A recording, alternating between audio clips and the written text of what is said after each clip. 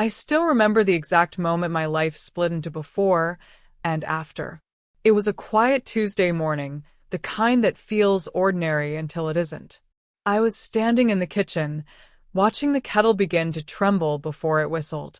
The sunlight slipped through the blinds in thin golden lines, warming the counter where I had already laid out 2 plates. I always made breakfast for both of us. Even though Daniel was 32 years old, even though he had his own life now, his own career, his own opinions, some habits don't fade. Not for mothers like me. I heard his footsteps upstairs. Fast, impatient, heavy. He was always in a rush lately. Always chasing something I couldn't quite see anymore. I poured his coffee exactly the way he liked it. No milk. 1 sugar. Stirred twice. I told myself I would wait for the right moment. There's never a right moment. He walked into the kitchen already dressed, adjusting his watch, his phone pressed between his shoulder and ear. "Yeah, I'll send it before noon," he said into the phone, barely glancing at me. "No, she'll be out of the house soon." I froze for just a second. Out of the house? But he didn't notice. He never noticed the small pauses anymore. He hung up and finally looked at me. "Morning." "Morning," I said softly. "I made eggs." He nodded, distracted, sitting down but not touching the food. His fingers immediately went back to his phone. I stood there longer than I should have, rehearsing the sentence in my head. "Just say it, Catherine. I need to talk to you," I finally said. He sighed, not dramatically, but enough for me to feel it. "Is it quick? I've got a meeting." "It's important." That got his attention, at least partially. He put the phone down, but his body still leaned forward, like he was already halfway out the door. "What is it?" I took a breath. "I lost my job yesterday." The silence that followed wasn't shock. It was calculation. His eyes narrowed slightly, not in concern, but in thought. "What do you mean, lost it?" "They let several of us go. Budget cuts." "It wasn't. How long have you known?" "Since yesterday afternoon." "And you're telling me now?" I swallowed. I wanted to think first, figure out my next step. He leaned back in his chair, crossing his arms. That's when I knew something was wrong. "You don't have a next step," he said flatly. "You're 61, Catherine." He hadn't called me Mom. Not once. "I can still work," I said, trying to keep my voice steady. "It might take time, but..." "Time?" He let out a short laugh. Not amused. Sharp. "Time costs money." "I have savings," I replied carefully. I didn't say how much. I never told anyone. "Everyone has savings," he said, making air quotes with his fingers. "That doesn't mean anything." I felt something tighten in my chest. This wasn't the conversation I had imagined. Not even close. "I'll contribute," I added quickly. "I won't just..." "Catherine," he interrupted, his tones suddenly firm. "Let's be clear about something." He stood up. And everything changed. This house runs on structure. On responsibility. I've worked hard to keep things stable here. I stared at him. "I raised you in this house," I said quietly. "And now I'm the one maintaining it," he shot back. "That matters." There was something rehearsed in his words. Something borrowed. Someone else's voice behind them. "You're saying..." I hesitated. "What exactly are you saying?"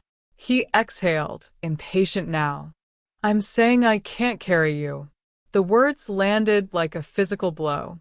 "I'm not asking you to carry me," I said. "I just need a little time." "And where does that time come from?" he asked. "Who pays for it?" "I told you I have." "Not enough," he snapped. We stood there, facing each other across the kitchen that had once been the center of our lives. Now it felt like neutral territory.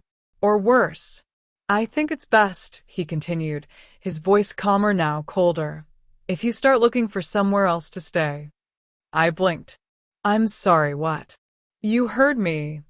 "No," I said, shaking my head slightly. No, I don't think I did. You can't live here for free.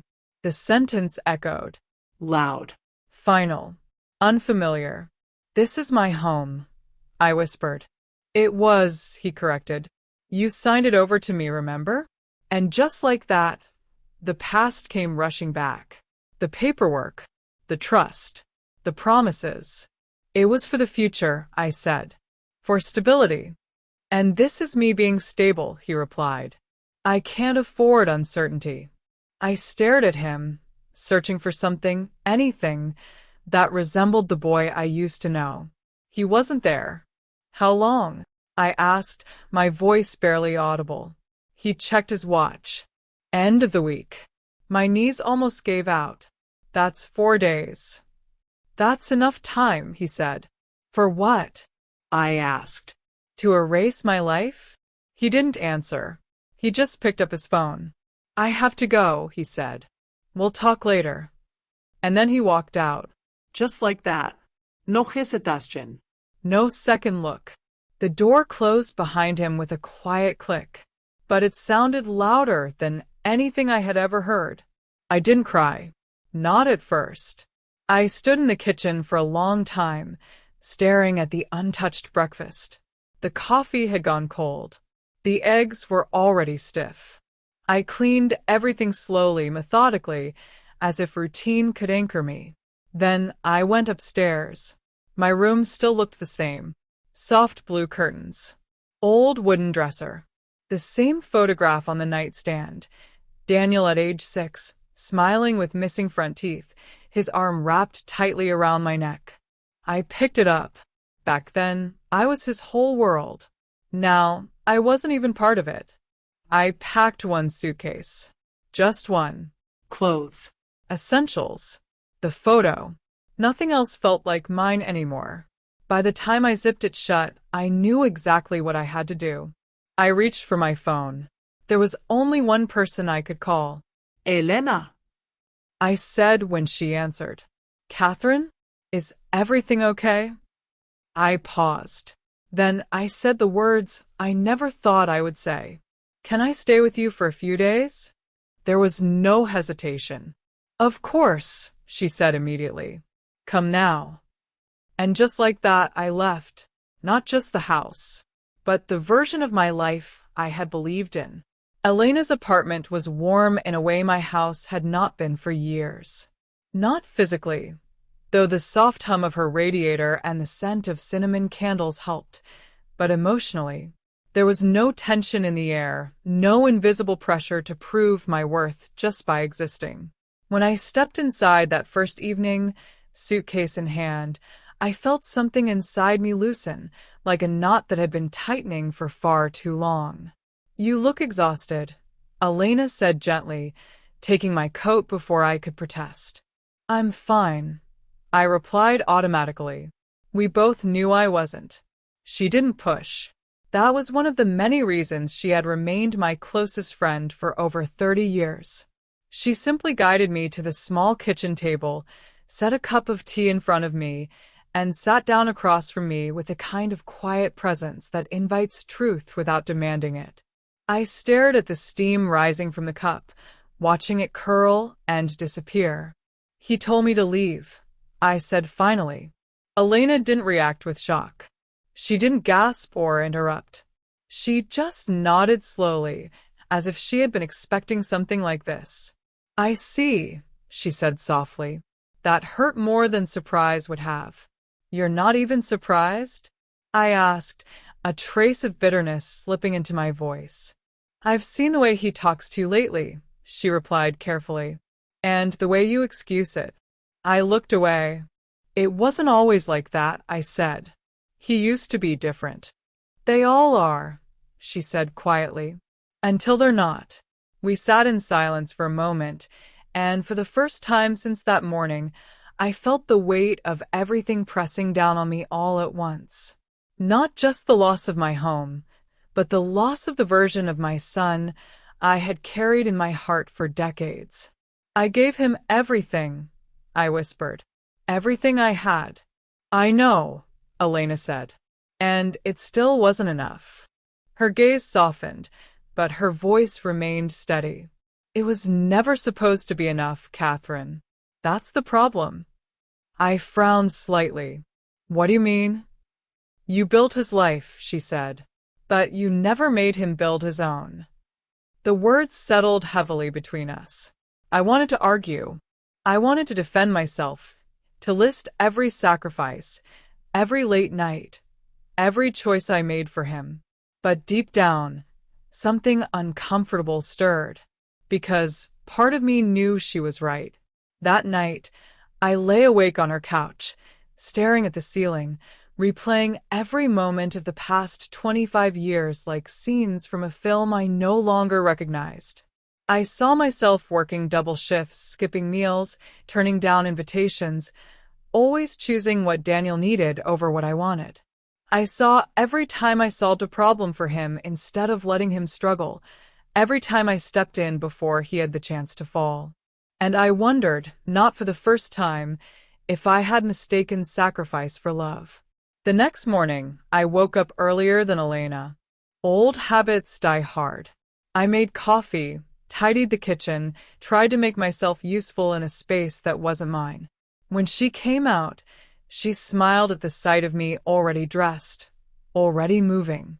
You don't have to earn your stay here, she said, leaning against the doorframe.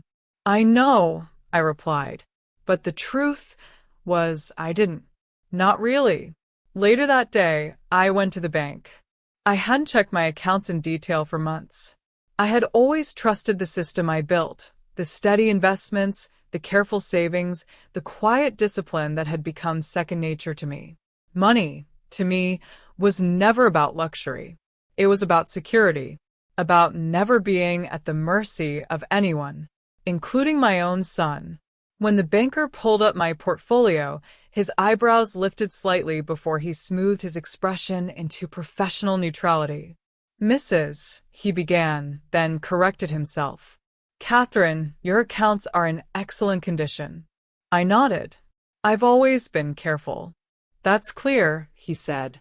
Very clear. He turned the screen toward me, and for a moment, I didn't fully process what I was seeing. The numbers felt abstract, disconnected from reality. Is that correct? I asked. Yes, he said. In fact, your assets have grown significantly over the past year. I leaned back slightly, my mind racing. All this time, I had been thinking in terms of survival. But I wasn't surviving. I was secure. More than secure. For the first time since Daniel told me to leave, I felt something shift inside me. Not pain, not fear, but clarity. I didn't need him. I never had. That realization was both liberating and devastating, because it meant everything I had tolerated had been a choice.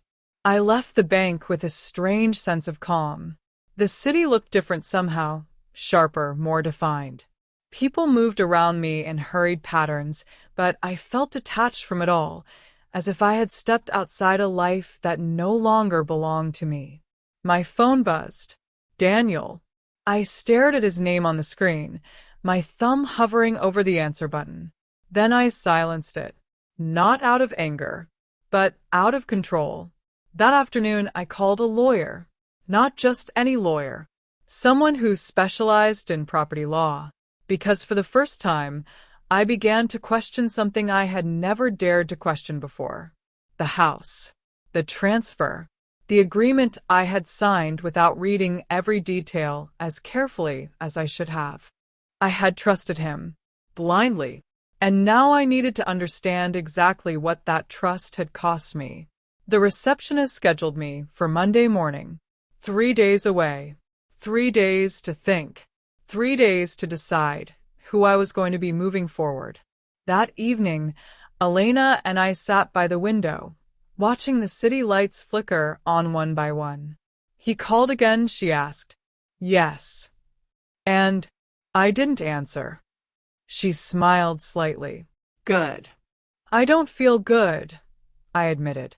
You're not supposed to, she said. You're changing. I looked at her. It feels more like losing. It always does at first. We sat in silence again, but this time it felt different. Not heavy, not suffocating. Just quiet. And in that quiet, I began to see things more clearly than I ever had before. Daniel hadn't just thrown me out of the house. He had forced me to face a truth I had been avoiding for years. That my life had become too small, too dependent, too defined by someone who no longer valued what I gave. Monday was coming, and with it, a decision that would change everything. I didn't know yet exactly what I would do, but for the first time in a long time, I knew one thing with absolute certainty. I would never again ask for permission to exist in my own life. Monday arrived with a kind of quiet certainty I hadn't felt in years. Not confidence exactly, but direction. The kind that comes when something inside you finally hardens into resolve. I woke before sunrise, not out of habit this time, but because my mind refused to stay still. There was no panic, no racing thoughts like the previous nights. Just a steady awareness that whatever happened today would redraw the lines of my life. Elena insisted on driving me to the lawyer's office, though I told her I could manage on my own. "You can," she said simply, "but you don't have to." That sentence stayed with me the entire ride. For so long, I had confused independence with isolation, strength with endurance. Sitting beside her in the quiet car, watching the city wake up in fragments of light and motion, I realized how rare it was to be supported without expectation. She didn't ask what I planned to do. She didn't advise. She just showed up. The office was in a tall glass building downtown, all steel and reflection, cold in appearance, but oddly grounding. Inside, everything was quiet, controlled, efficient. I gave my name at the front desk and was asked to wait. My hands rested calmly in my lap, but I could feel something building beneath the surface. Not fear, not quite anger either. Something sharper. Awareness. When my name was called, I followed the assistant down a narrow hallway into a spacious office where a man in his early 60s stood up to greet me. "Catherine," he said, extending his hand. I'm Victor Halle. His voice was steady, practiced, but not impersonal. There was a certain attentiveness in his eyes that told me he was already observing more than I had said. "Thank you for seeing me," I replied, sitting across from him. "Of course. I understand this concerns a property transfer," he asked, opening a folder. "Yes," I said. "My house. I signed it over to my son 3 years ago." "Voluntarily?" "Yes." "And now you want to reverse that?" I paused for just a second, not because I doubted the answer, but because I wanted to hear how it sounded out loud. "Yes." He nodded, not surprised. "Tell me everything." So I did. Not just the legal details, but the story behind them. The promises, the trust, the conditions I thought were implied but never clearly spoken. I told him about the morning Daniel told me to leave, about the words he used, about the way he stood there, as if I were nothing more than an expense line he could no longer justify. I didn't dramatize it. I didn't raise my voice.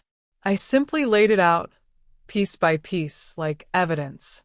Victor listened without interrupting, occasionally making notes, occasionally asking a precise question that forced me to clarify something I hadn't fully examined myself. When I finished, he leaned back slightly and folded his hands. "Did you sign any agreement beyond the deed itself?" he asked. "There was paperwork," I said, "but I didn't go through every clause in detail." "Do you have copies?" "I believe so." Good. "We'll need them." He turned his monitor toward me and began pulling up public records. The process was quiet, methodical. I watched as my past decisions became data on a screen, dates, signatures, filings. It felt strangely detached, as if I were looking at someone else's life. "Here it is," he said after a moment. "Transfer of ownership. 3 years ago. But he paused, leaning slightly closer to the screen. Interesting. What? I asked. There's an attached condition. My heart skipped. What kind of condition? He scrolled, then read aloud. Grantor retains the right of permanent residence within the property unless voluntarily waived. The room seemed to sharpen around me. I never waived it, I said. Clearly, he replied.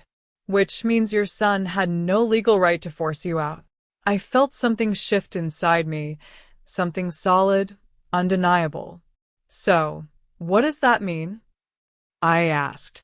It means, he said calmly, that the transfer can be challenged, possibly reversed.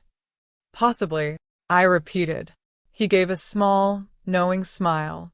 Legally, nothing is ever guaranteed. But in this case, you have a very strong position. I exhaled slowly, not realizing until that moment how tightly I had been holding everything in. And if I proceed? I asked. Your son will be notified. He may contest it, but given a clause, his chances are limited. There was a pause. And you'll regain full ownership of the property. The words settled heavily, but not painfully, decisively. I looked down at my hands, then back at him. How long would it take? We can begin immediately. The formal process will take some time, but the legal pressure will be immediate. I nodded. Do it, I said. No hesitation. No second-guessing. He studied me for a moment, as if confirming that I understood the weight of that decision. Very well, he said, turning back to his desk. I'll prepare the documents. As he worked, I sat there in silence, but it wasn't the same silence I had known before. This one wasn't filled with doubt. It was filled with clarity. I wasn't taking something from Daniel. I was taking something back. When I signed the papers, my hand didn't tremble. That surprised me.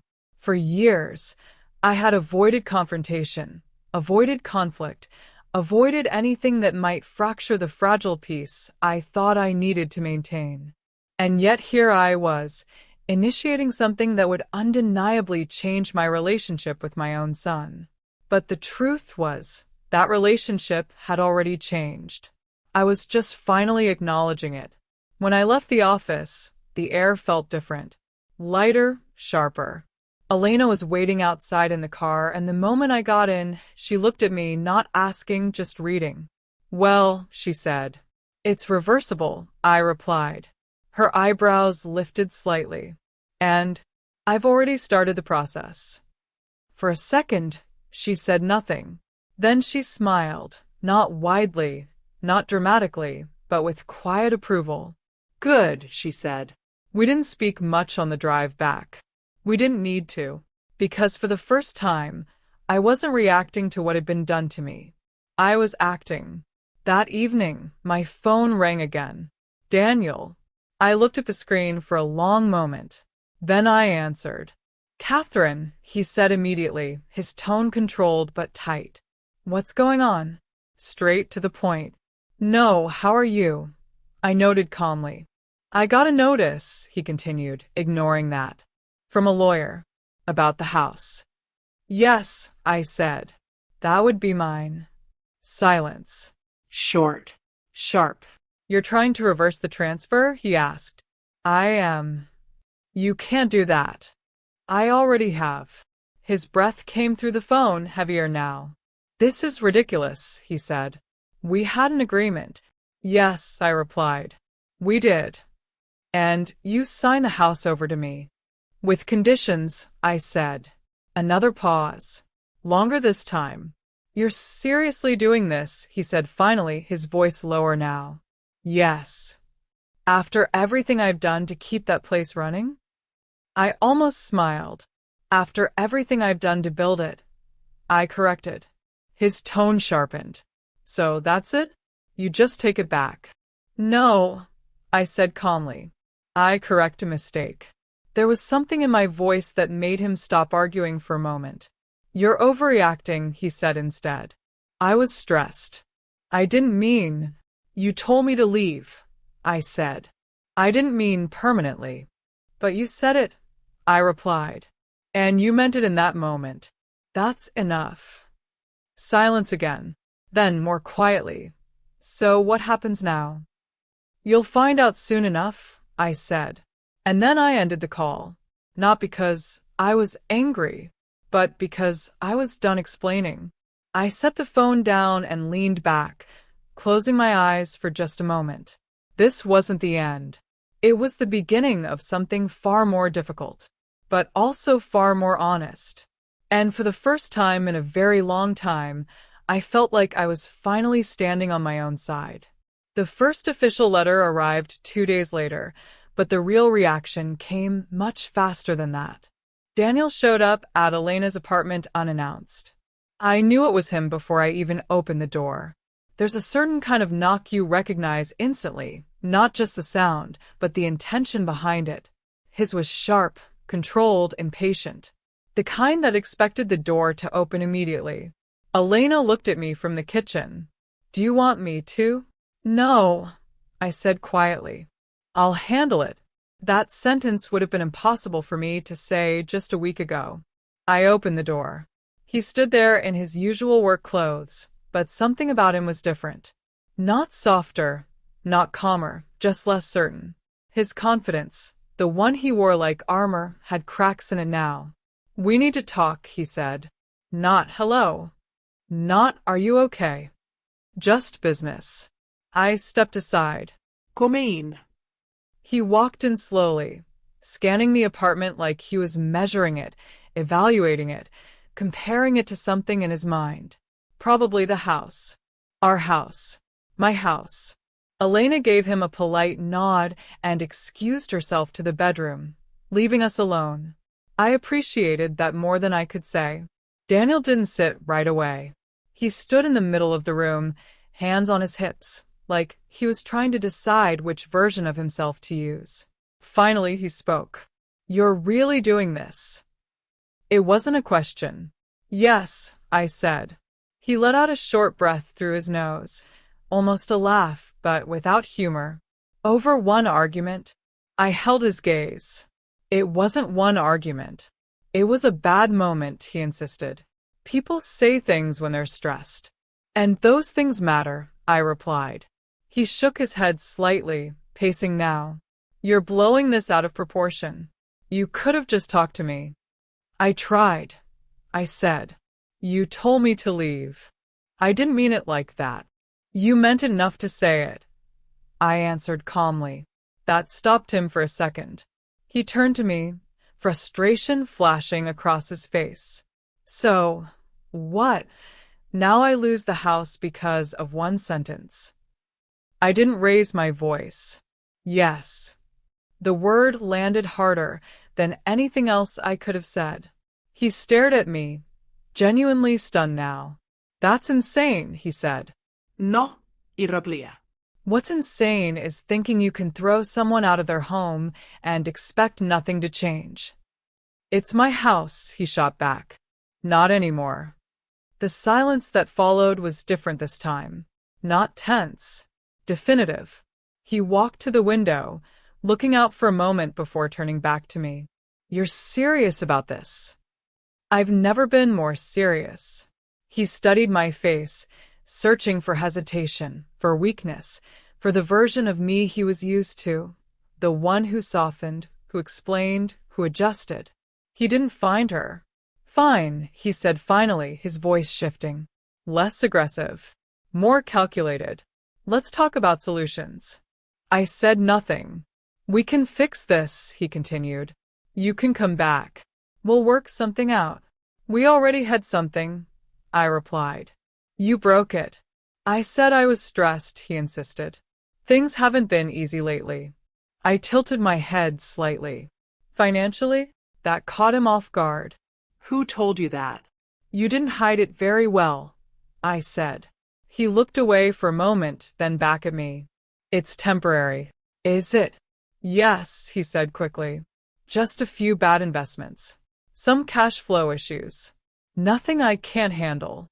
And my losing my job made you panic, I added. He hesitated, then nodded. Yes. That was the first honest thing he had said since he walked in. And instead of asking for help, I said, "You tried to remove what you saw as a liability." "I didn't see you as a liability," he said immediately. I raised an eyebrow. He didn't repeat it.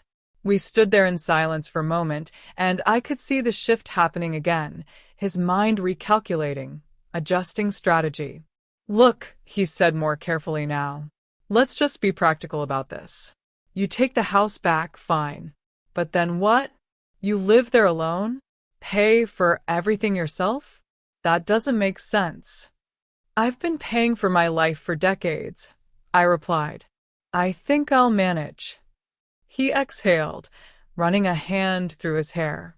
"This isn't just about you." "No," I agreed. "It's about respect."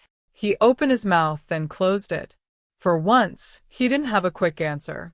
I walked to the table and sat down, gesturing for him to do the same. After a moment, he did. "If you want my help," I said, "we're going to do this differently." His eyes narrowed slightly. "What do you mean?" "I mean," I said calmly, "that nothing is automatic anymore. Not my support, not my money, not my presence in your life." His jaw tightened. "I'm your son. And I'm your mother," I replied. "Not your backup plan." That hit him. I could see it. "So what?" he said slowly. "You're just done?" "No," I said. "I'm changing the rules." He leaned back, watching me more carefully now. "What rules?" I took a breath, not because I was unsure, but because I wanted to be clear.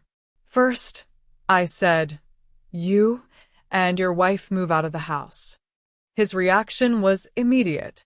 "That's not realistic." It is, I said. "And it's happening. We can't just—" "You can," I interrupted, still calm. "You'll find something within your means." His frustration returned. "Our means aren't the issue." "They are now," I said. He stared at me, and for a moment, I saw something new in his expression. Not anger, not entitlement, something closer to realization. "And if I don't agree?" he asked. "You don't have to," I said. "The legal process will take care of that." That settled it. The illusion of control he had been holding on to slipped a little more. He looked down at his hands, then back at me. "And if I do agree?" he asked quietly. "Then I help you," I said. That got his attention. "How?" "I'll assist with a down payment for something reasonable. I'll pay for a financial advisor. I'll help you stabilize." His eyes searched mine. "But not just give me the money." "No." "Why not?" "Because you haven't shown me you can handle it," I said. He flinched slightly. Not dramatically, but enough. "That's harsh," he said. "It's honest." Silence again. Then slowly he nodded. "Okay," he said. Just one word. But it meant more than anything he had said before. "Okay," I repeated. "We'll move," he said. "We'll figure something out." I studied him carefully. This wasn't agreement out of understanding. This was agreement out of necessity. But it was a start. "Good," I said. He stood up, looking around the apartment one more time before heading toward the door. "Catherine," he said, pausing. I looked at him. "I didn't think you'd actually go through with this." "I know," I said. That was the problem. He nodded once, then left. The door closed behind him, softer this time. Not final, just different. Elena came back into the room a moment later, raising an eyebrow. "Well," he agreed, I said. She smiled slightly. That must have been a shock for him. "It was," I replied. "And for you?" I thought about it for a moment. It was necessary. That night, as I lay on the couch again, staring at the ceiling, I realized something important. This wasn't about winning. It wasn't about revenge. It was about balance. For the first time in our lives, Daniel and I were not standing in the same roles we always had. And that terrified him. But it no longer terrified me. The next few weeks unfolded with a strange mix of tension and progress, like walking across a frozen lake and hearing faint cracks beneath your feet, but choosing to move forward anyway. Daniel kept his word, at least on the surface. He and his wife began searching for a new place, though not without resistance. Every conversation we had during that time carried an undercurrent of something unspoken, something unfinished. But unlike before, I didn't rush to smooth it over. I let the discomfort exist. That alone changed everything. We met with a real estate agent on a gray Thursday morning, the kind of day where the sky feels low and heavy, pressing down on the city.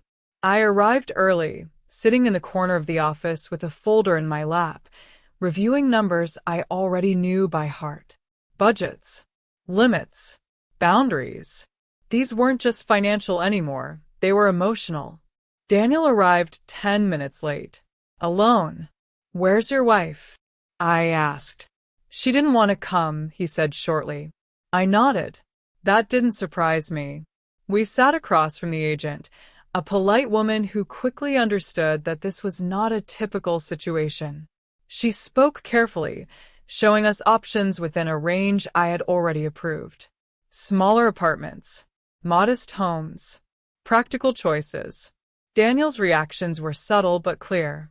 A slight tightening of his jaw, a pause before responding, the occasional dismissive glance. "This one's too far from my office," he said at one point. "It's 20 minutes, I replied. "That's far." "It's realistic." He didn't argue, but I could feel the resistance building. The third property we looked at was different.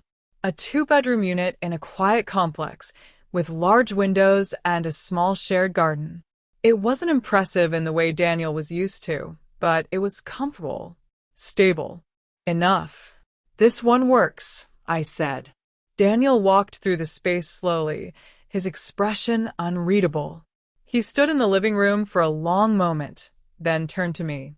"It's smaller than what we have." "Yes," I said, "because it matches what you can afford."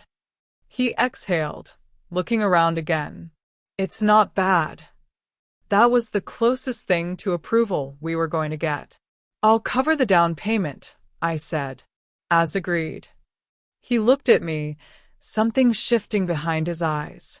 Gratitude, maybe, or relief. "Thank you," he said quietly. I nodded, but I didn't soften. "After that, everything is on you." "I understand." And for the first time, I believed that he might. The move happened faster than I expected. Within 3 weeks, they were out of the house. I didn't go there while they packed. I didn't supervise. I didn't interfere. That chapter of my life needed distance, not control. The first time I returned to the house after they left, it felt unfamiliar. Not empty, just quiet in a way that didn't echo. I walked through each room slowly, taking in the details I had stopped noticing years ago. The worn edges of the kitchen counter, the faint marks on the wall where furniture had once stood, the way the light fell differently in the afternoon than it did in the morning. This house had held my entire adult life. And now it no longer held me. I didn't feel sadness the way I expected to. I felt clarity. That realization came to me as I stood in the doorway of what used to be my bedroom. Not theirs. Not shared. Meaning. And yet, I didn't feel the urge to reclaim it. Instead, I pulled out my phone and made a call. "I'm ready to sell," I said. The decision surprised even me with how easily it came. But once it was made, everything else followed naturally. Over the next few days, I began sorting through what remained of my life in that house. Not everything needed to come with me. In fact, most of it didn't. I kept what mattered, not what had simply accumulated over time. A few photographs, some books, a small wooden box that had belonged to my husband. Everything else was just things. Daniel came by once while I was there. He stood in the doorway, hesitant, as if unsure whether he was still allowed inside. You're really selling it, he said. Yes. Why? I looked around the room before answering. Because I don't need it anymore. He frowned slightly. It's your home. It was, I said. Now it's just a place. He stepped inside, walking slowly through the space. You could stay here. It's paid off. It makes sense. For who? I asked. He didn't answer. That was the difference now. Before, I would have adjusted my decisions to make sense for him. Now I asked whether they made sense for me. I'm not building my life around convenience anymore, I said. He looked at me then, really looked. You've changed, he said. Yes. There was no defensiveness in his tone. Just observation. Is that a bad thing? I asked. He shook his head slowly. I don't know yet. That's honest, I said. We stood there for a moment, surrounded by a past that no longer defined either of us the way it once had. I've been working with the advisor you recommended, he said after a pause. And it's not what I expected. How so? He doesn't tell me what I want to hear, Daniel admitted. I almost smiled. Good. He says we've been living beyond our means for years, he continued. That we were relying on assumptions, not reality. That sounds accurate. He nodded, running a hand along the back of a chair. I didn't realize how bad it was. But you're starting to. Yes. That mattered more than any apology. I'm not going to fix this for you, I said. I know, but I will support you while you fix it yourself. He met my eyes. I understand that now. And for the first time, I believed him. Not because of what he said, but because of how he said it. There was less certainty in him now. Less arrogance. But also something else, something more grounded. Awareness. I'm glad, I said. That evening, as I locked the door for what I knew would be one of the last times, I didn't feel like I was losing something. I felt like I was leaving something behind. There's a difference. One is taken from you. The other is released. Back at Elena's apartment, I sat by the window again, just as I had on that first night. But everything felt different now. The same city lights, the same quiet hum of life outside, but inside me, there was space where tension used to be. Any regrets? Elena asked, handing me a cup of tea. I thought about it. No, I said finally. Not even a little? Only one, I admitted. What's that? That I didn't do this sooner. She smiled. Most people don't. I looked out the window, watching a car pass slowly down the street. I used to think being a good mother meant giving everything, I said. And now I think it means teaching someone how to stand without you. Elena nodded. That's harder. Yes, I said, but it lasts longer. My phone buzzed softly on the table. A message from Daniel. We signed the papers today. Thank you for helping, even after everything. I read it twice. Not because I didn't understand it, but because of what it represented. Not a perfect ending. Not forgiveness fully formed, but movement. Growth. A shift. I placed the phone back down without replying immediately. Not out of hesitation, but because, for the first time, I didn't feel the need to respond right away. My life was no longer built around reaction. It was built around choice. And that changed everything. 6 months later, I woke up to the sound of waves. Not loud, not dramatic, just a steady rhythm, like breathing. The kind of sound that doesn't demand your attention, but slowly becomes part of you. For a moment, I stayed in bed, eyes closed, letting it settle in my chest.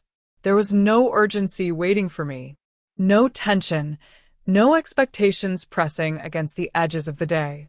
Just space. That still surprised me sometimes. The cottage wasn't large, but it didn't need to be. It had wide windows that let in more light than I had ever allowed myself before, pale wooden floors that warmed under the sun, and a small garden that I had started shaping with my own hands. Every corner of it reflected a decision I had made, not out of necessity, not out of sacrifice, but out of preference. That alone made it feel different from any place I had ever lived. I got up slowly, wrapped a light sweater around my shoulders, and stepped out onto the deck. The ocean stretched endlessly ahead, soft shades of blue and silver blending into the horizon. It wasn't dramatic the way people imagine the sea to be. It was calm, grounded. Certain. Much like I felt now. There had been moments in the beginning when the silence felt too big, when I caught myself reaching for my phone out of habit, as if I needed to check on someone or be needed by someone. That instinct had taken time to fade. Not completely, but enough. Now, when I reached for my phone, it was because I wanted to. That difference mattered more than I expected. I made coffee and brought it outside, sitting in the chair I had painted myself, a soft, imperfect blue that would have bothered me in the past. Now I liked it that way. It reminded me that not everything needed to be polished to be right. My days had found a rhythm. Mornings like this. Quiet, intentional.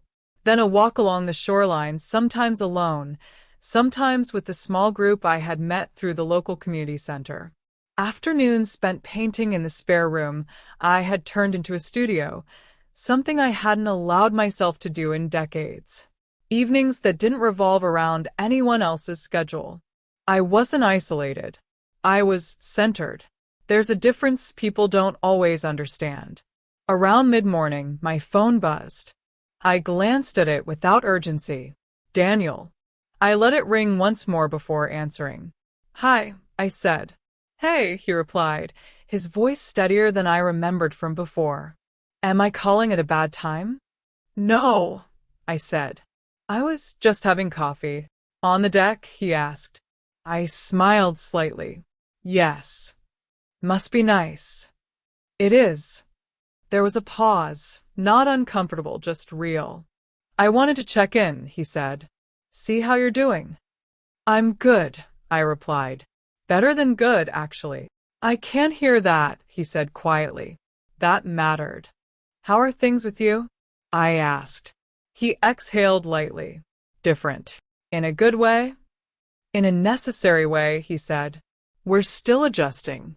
Budgeting, cutting things back. It's not easy." "No," I said. "It's not. But it's working," he added. Slowly. "That's how it's supposed to work." Another pause. "I've been thinking about what you said," he continued, "about not building your life around convenience." I didn't respond right away. "Turns out," he went on, "a lot of what we were doing was just that. Convenient. Not sustainable." "That's a common mistake," I said. "Yeah," he replied. "I'm starting to see that now." There was no defensiveness in his voice. No attempt to justify. Just acknowledgement. And that was new. "I'm glad," I said.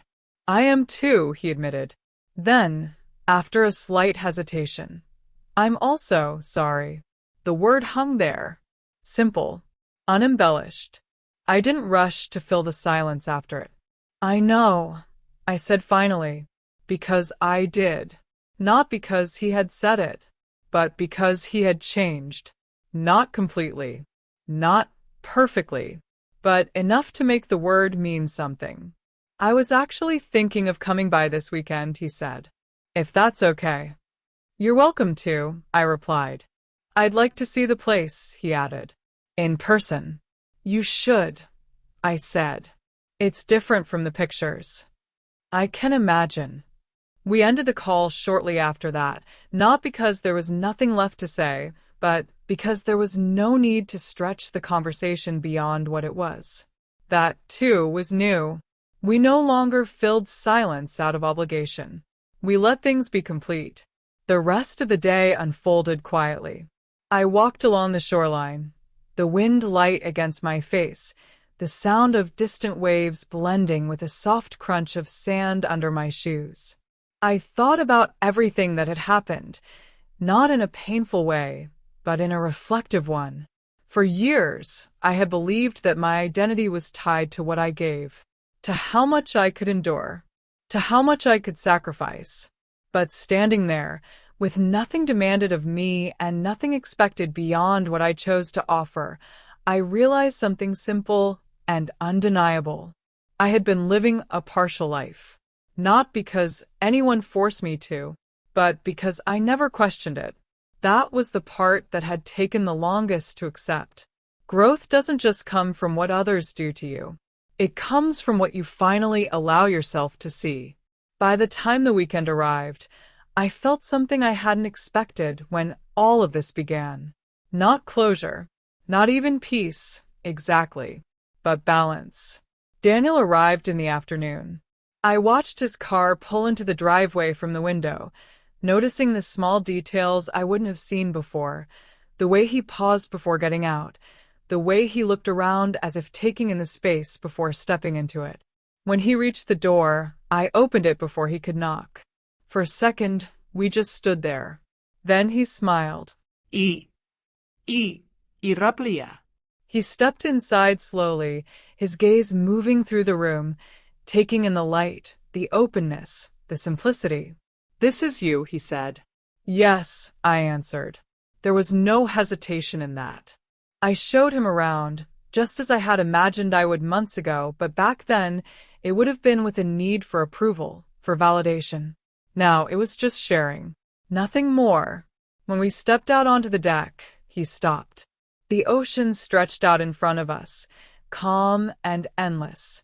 Wow, he said quietly. I didn't respond. I didn't need to.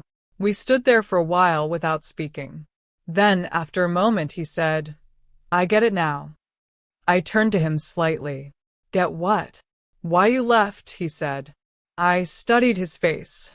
There was no resentment there. No accusation. Just understanding. I didn't leave, I said gently. It shows.